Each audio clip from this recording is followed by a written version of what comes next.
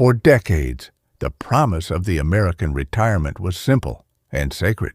You worked hard for 40 years, you paid into the system, and when you crossed the finish line, you could rest. We were told that a mix of personal savings and Social Security would safely carry us through our golden years. But today, right in front of us, that promise is shattering.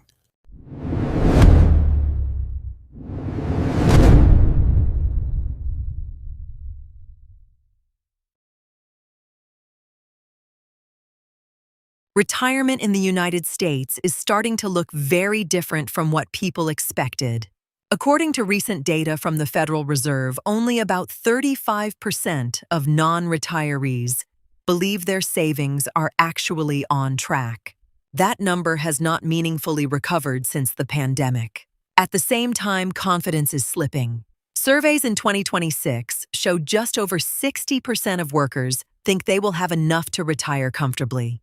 Those numbers are not extreme, but they are not reassuring either. For decades, the assumption was simple. You worked, you saved a little, and systems like Social Security Administration would fill in the gaps. That expectation is now under pressure. Current projections show that by the early 2030s, benefits may be reduced if no policy changes are made. At the same time, the cost side is moving in the opposite direction.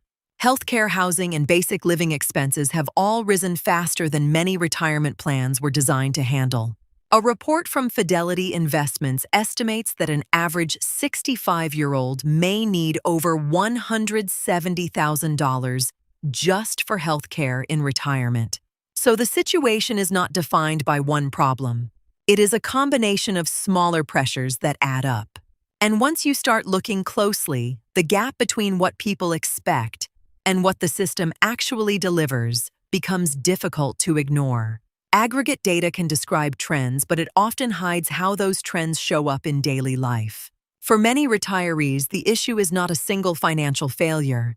It is the accumulation of ordinary expenses that no longer fit within a fixed income. Consider a typical scenario: someone who worked most of their life in a wage-based job without a formal pension. Their primary income in retirement comes from Social Security Administration, sometimes supplemented by a small personal saving account or a modest retirement plan. That income often lands somewhere between $1,500 and $2,500 per month. On paper, it may appear manageable. In practice, the breakdown tells a different story. Housing costs take the first share. Even for those who have paid off a mortgage property, taxes, maintenance, and insurance remain. Renters face even more pressure, especially in areas where housing costs have increased faster than income. Utilities follow: electricity, water heating, and communication services.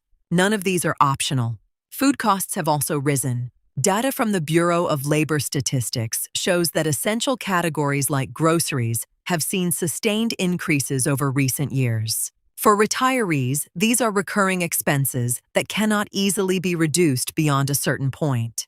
Healthcare adds another layer. Even with Medicare coverage, out-of-pocket costs remain. Premiums, co-payments, prescriptions, and specialist visits all contribute. These are not predictable from month to month. When these categories are combined, the remaining margin becomes very limited. That is where behavior starts to adjust.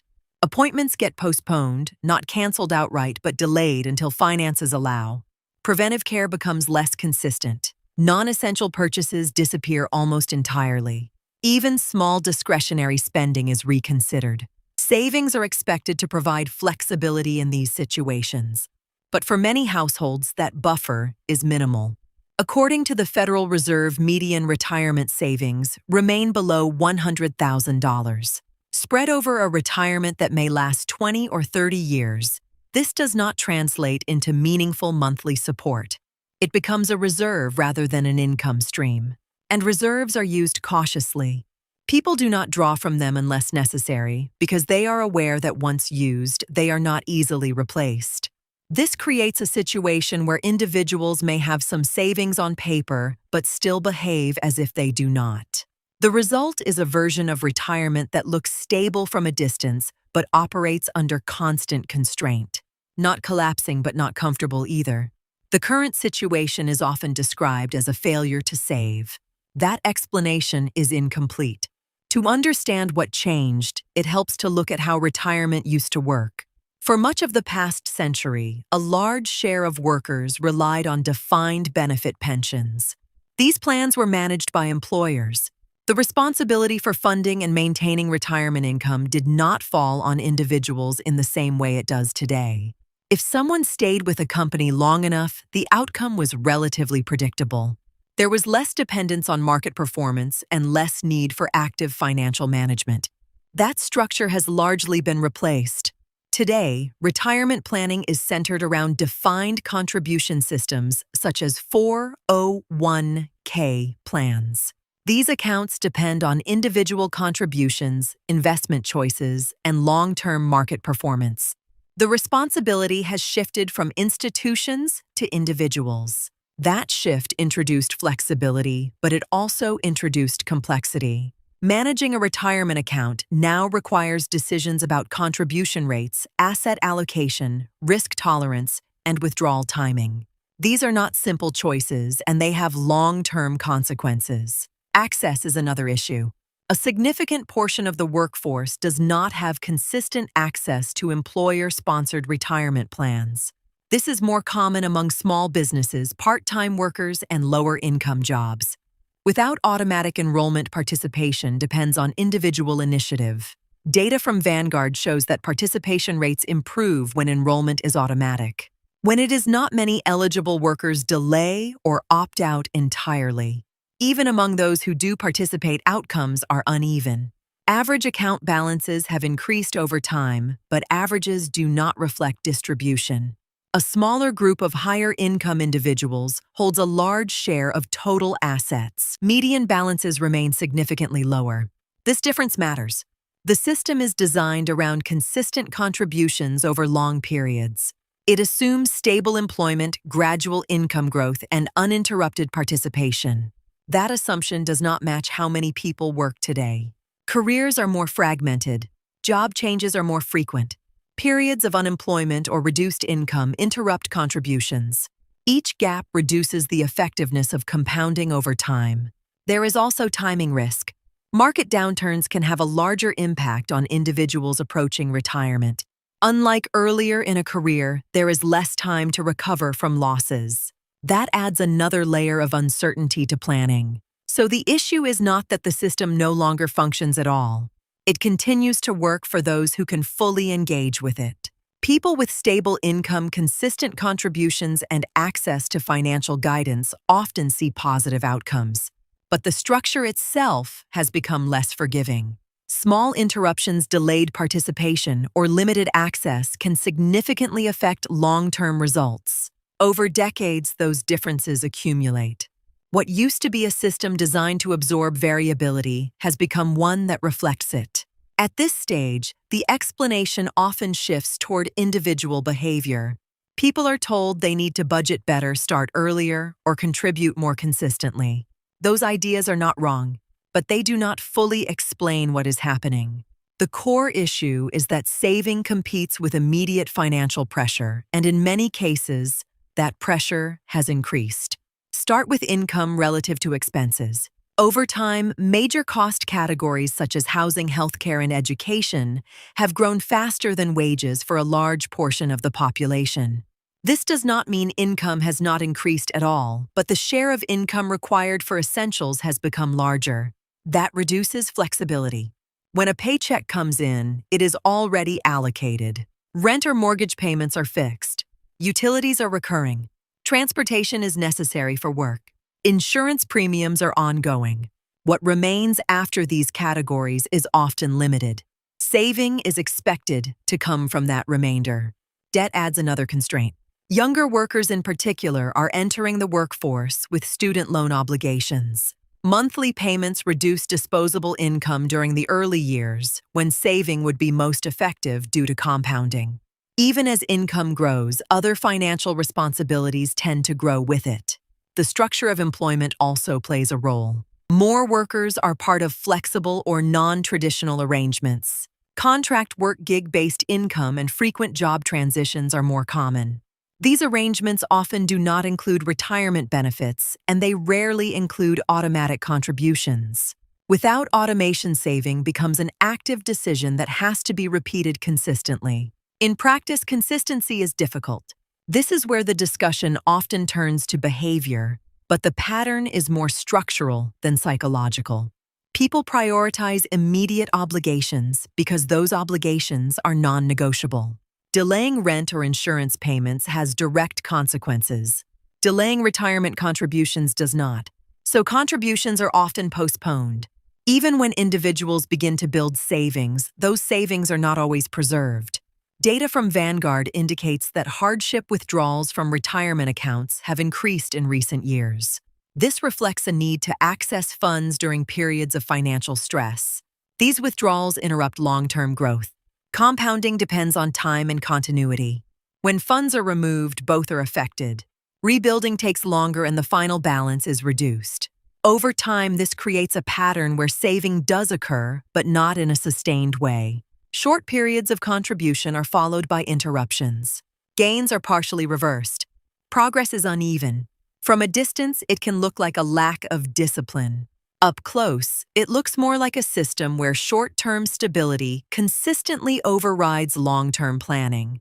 That is why saving can feel difficult, even when the need is clear. Even in cases where people manage to save consistently, there is another layer that often goes underestimated. Not because the information is unavailable, but because the timing of these costs is uncertain. Healthcare is one of the most significant examples.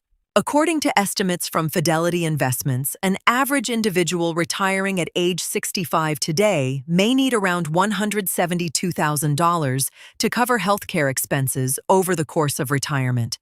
That estimate includes premiums, co-payments, and other out-of-pocket costs. It does not fully account for long-term care. That distinction matters. Long-term care is not required for every retiree, but the probability increases with age. When it is needed, the cost can be substantial. Data from Genworth Financial shows that nursing care can exceed $100,000 per year, depending on the level of assistance and location. These are not costs that can be easily absorbed through monthly income. They are large, irregular expenses that can significantly alter a financial plan. A retirement strategy may appear sustainable under normal conditions. Regular withdrawals, predictable spending, gradual depletion of savings. But one major health event changes that trajectory. Funds that were intended to last decades can be reduced in a much shorter period. Not because the original plan was unrealistic, but because it did not fully incorporate low-probability, high-impact events. Longevity introduces a related challenge. Life expectancy has increased over time, which extends the period that savings must support. This creates a tension between planning conservatively and maintaining a reasonable standard of living. If withdrawals are too high early on, funds may not last. If they are too low, individuals may underutilize resources during years when they are most active. There is no precise solution, only trade-offs. Inflation adds a third layer. Even when inflation is moderate, its cumulative effect over a long retirement period is significant. According to the Bureau of Labor Statistics, categories such as food, housing, and medical care have experienced sustained increases. For retirees on fixed income, adjustments are limited. Income sources like Social Security may adjust periodically, but not always in alignment with actual expenses faced by individuals. Private retirement withdrawals can be increased, but that accelerates depletion of savings. So the pressure builds gradually, not through a single large change, but through continuous small increases across multiple categories. What makes these costs difficult is not just their size, but their interaction. A longer lifespan increases exposure to healthcare costs. Healthcare costs tend to rise faster than general inflation. Inflation reduces purchasing power over time. Fixed income limits flexibility in responding to all three. When combined, these factors can shift a retirement plan from stable to constrained without a clear point of failure. That is why some households appear financially prepared at the start of retirement but encounter difficulty later. The plan did not fail in one place. It was gradually overtaken by variables that are difficult to predict and harder to control. Up to this point, most of the pressure has been visible at the individual level, income savings and expenses. But there is also pressure building within the system that supports retirement itself. The most important component is Social Security Administration. For a large portion of retirees, Social Security is not a secondary source of income. It is the primary one. In many cases, it represents more than half of total monthly income. For some households, it represents nearly all of it. That level of dependence makes its long-term stability critical. Current projections indicate that the main retirement trust fund may face a shortfall in the early 2030s. If no policy adjustments are made, benefits would not disappear, but they could be reduced to roughly 77% of scheduled payouts. This creates a different type of problem. It is not immediate. It is anticipatory. People planning for retirement today have to make assumptions about what those benefits will look like 10 or 20 years from now. That uncertainty affects decisions in the present. How much to save? When to retire? How much risk to take? Even small changes in expected benefits can alter those calculations. The effects extend beyond individuals. When retirement income is insufficient, support often shifts to family members. Adult children may contribute financially or provide direct care. This is not a new dynamic, but it becomes more common when formal systems are strained. That support has trade-offs. Money that might have gone into long-term savings for the next generation is redirected. Time that could be used for career development or income growth is reduced. Over time, this affects the financial trajectory of multiple households. It creates a pattern where pressure does not disappear. It moves. At a broader level, public systems are also affected. Programs such as Medicaid and housing assistance play a larger role when retirees face financial constraints. These systems are designed to provide support, but they operate with limited resources and increasing demand. As more individuals rely on them, the strain becomes more visible. So the issue expands beyond personal finance. It becomes a structural question about how retirement is supported across the economy. Not just how individuals prepare, but how systems respond when preparation is not sufficient. And at this stage, that balance is still shifting. At this point, the discussion often turns into a binary question. Is there a retirement crisis in the United States, or is the system still functioning as intended? The answer depends on how the data is interpreted. On one side, there is clear evidence of strain. Savings levels remain uneven. A significant portion of households approach retirement with limited financial buffers. Cost pressures from healthcare, housing, and daily expenses continue to rise. Future uncertainty around systems like Social Security Administration adds another layer of risk. From this perspective, the concern is not hypothetical. It is already visible. On the other side, there is data that suggests stability. Many current retirees report that they are able to maintain their standard of living. Income levels, when measured across the entire population, have increased over time. Surveys continue to show that a majority of retirees feel financially secure, at least relative to their expectations. These two views are not necessarily contradictory. They reflect different parts of the same system. Aggregate data tends to capture overall growth. Median and distribution-based data highlight variation. When averages increase, it does not mean that all groups benefit equally. In the context of retirement, that difference is important. A smaller segment of higher-income households holds a disproportionate share of retirement assets. Their outcomes can raise overall averages even if a large portion of the population experiences limited improvement. So the system can appear strong when viewed from a top-level perspective, while still leaving gaps at the individual level. That is where the tension comes from. It is not that the system has failed completely. It is that its outcomes have become less consistent.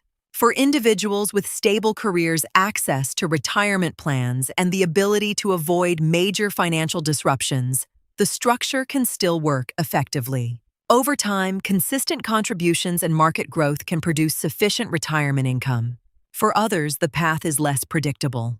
Interruptions in employment, limited access to savings plans, and exposure to unexpected costs all reduce the likelihood of reaching similar outcomes. These factors are not evenly distributed, which leads to uneven results. So the question is not whether retirement is possible. It is how many people can realistically achieve it under current conditions. Estimates vary, but a substantial share of the population remains financially vulnerable as they approach retirement, not because of a single decision or mistake, but because of a combination of structural and economic factors that accumulate over time. That makes the issue more complex than a simple label.